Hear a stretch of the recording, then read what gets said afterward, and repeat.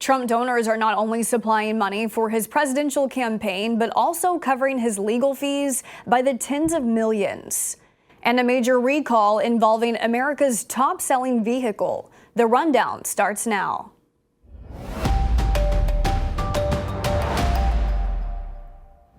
This is Straight Arrow News, bringing you unbiased, straight facts. Today is Monday, July 31st. Thanks for joining us. I'm Kara Rucker.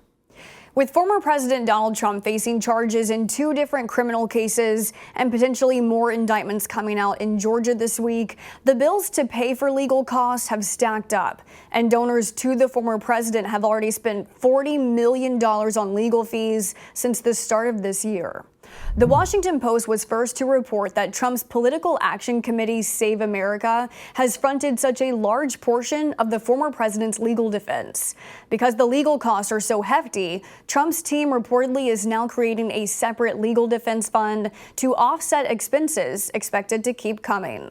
The $40 million has gone toward defending not just Trump, but members of his inner circle who are also tied up in various investigations related to the former president. Today, a Mar-a-Lago worker, named last week in the classified documents case, is due for his first court appearance. Despite the legal battles, Trump still maintains a dominant lead over his GOP rivals in the race for the Republican presidential nomination. That's according to the first New York Times poll of the 2024 campaign, released just this morning. According to the poll, Trump is still pulling in the majority of Republican support at 54%. Florida Governor Ron DeSantis, the second-place vote-getter, is getting less than a third of that at 17%. No one else is polling at more than 3%.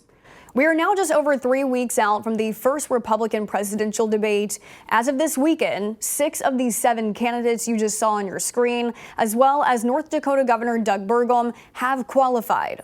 Former Vice President Mike Pence has not. Over the weekend, 44 people died and nearly 200 others were injured after a suicide bomber targeted a political event in Pakistan. It was a convention organized by an Islamist party. Explosives were detonated near the convention stage, according to local police.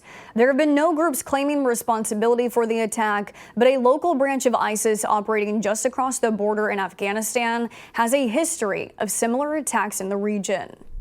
Ford has announced a major recall of its top-selling F-150. The recall is for more than 870,000 pickup trucks from model years 2021 through 2023. Ford says there is an issue with the electronic parking brake that can activate while driving.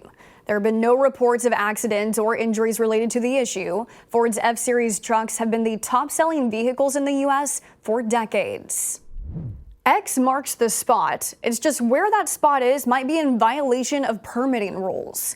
A giant glowing X was placed on top of the San Francisco headquarters of the company formerly known as Twitter on Friday. The X logo seems to be a nuisance for neighbors who have posted videos online showing its bright light shining into nearby apartment buildings. San Francisco's Department of Building Inspection has opened an investigation into the X structure. CEO Elon Musk has said he plans to keep the company's headquarters in its San Francisco location. It may be the final day of July, but astronomy fans are looking forward to something that will be shining bright in August. Tuesday night will see the first of 2 supermoons of the month. A supermoon occurs when the moon's orbit is closest to Earth at the same time the moon is full. Supermoons are roughly 16% brighter than your average moon. August 30th will see the second supermoon. This one will be even closer and is known as a blue moon. The name has nothing to do with color. It refers to the second full moon in any month. It's a rare occurrence, happening once every 3 years, hence the phrase, once in a blue moon. If you miss this one, you'll have to wait until 2026 for the next. Thanks for watching Straight Arrow News, where our mission is to bring you unbiased, fact-based reporting. And we're doing just that. 2 separate industry watchdogs confirm Straight Arrow News is reporting right down the middle. So if you prefer the source that gives it to you straight, stay with us at san.com and follow us on social media. Unbiased, straight facts, that's Straight Arrow News.